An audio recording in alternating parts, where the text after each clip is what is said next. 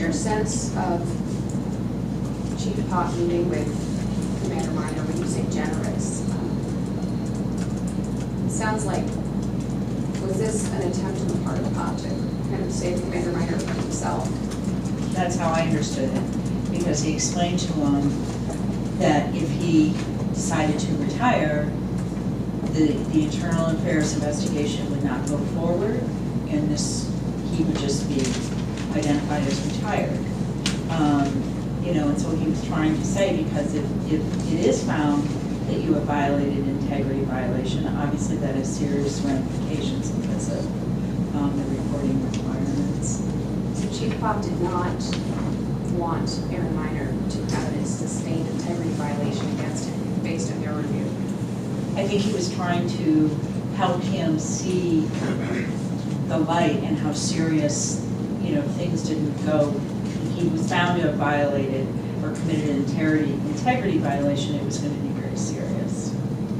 Same question for Chief Rodwell. I think that's why Chief Rodwell met with him. I mean, obviously Chief Rodwell will have to tell you himself, but the impression I had was, let me give you an opportunity to explain this before I conduct a formal investigation into this.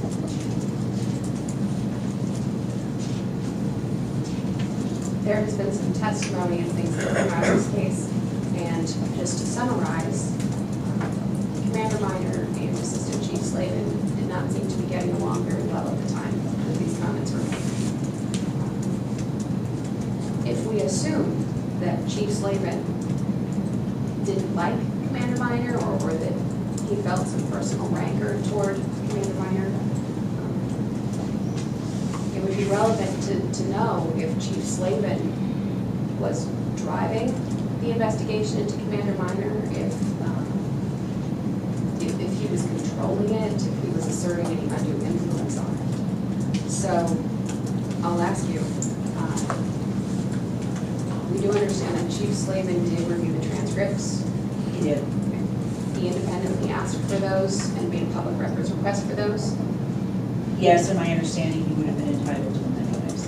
Correct. And Chief Slavin took those transcripts to Commander Minor's supervisor in his chain of command regarding his concerns. Is that your understanding of the situation? Yes. Was it inappropriate for an assistant chief to bring a concern about an employee integrity issue to that employee's supervisor? No, especially in the police department where integrity violations are considered, they're so serious. And that, I've seen situations where somebody hasn't reported it and they've gotten in trouble for failing to report it. So Slavin, went to Pop and said what he thought in his opinion had occurred.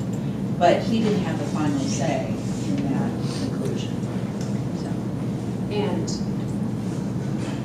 did you form a conclusion as to whether Chief Pop was just doing whatever Chief Slavin told him to do?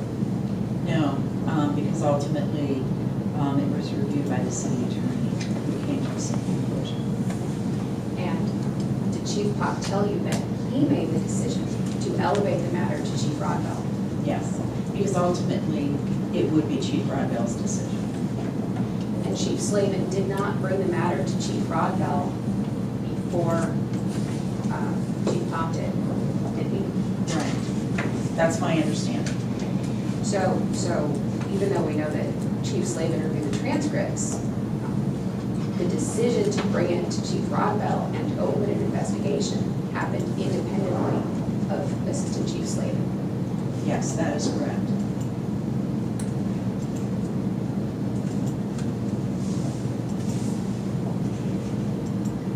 The third part of Commander Minor's appeal here is that he's alleging that he did not have sufficient due process before any discipline was imposed.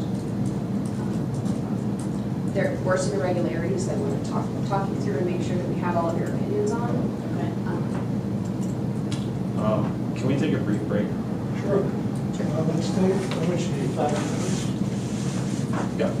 Not literally, it'll be 2 minutes. I just have to talk to Ms. Day. Okay, let's take a break in place for 5 minutes. start again on black and white.